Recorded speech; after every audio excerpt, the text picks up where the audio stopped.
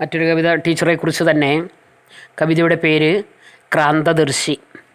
മനം മറന്നു മതിമറന്നു മഞ്ഞു മാത്രം ലക്ഷ്യമാക്കി മനസ്സിലുള്ളൊരാഗ്രഹങ്ങൾ മഞ്ഞുരക്ഷ മാത്രമായി.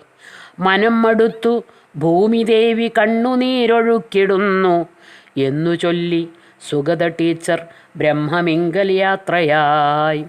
നന്ദി ചൊല്ലി വിട പറഞ്ഞു കാവ്യമൊക്കെ യാത്ര നൽകി ഏറ്റുവാങ്ങിയ വാർഡുകൾക്കു നന്ദി ചൊല്ലിനാൾ മുതാ. സ്ത്രീക്കുരക്ഷ എന്ന പേരിൽ പ്രകൃതിരക്ഷ എന്ന പേരിൽ പ്രതികരിച്ച ധീരയത്രേ ക്രാന്തദർശി നിത്യയായി. അങ്ങനെ നിത്യയായിട്ടാണ് ടീച്ചറുടെ കവിതയും ടീച്ചറും ഈ ലോകം നിലനിൽക്കുന്നിടത്തോളം കാലം നിലനിൽക്കും എന്നുള്ളത് തീർച്ചയാണ്.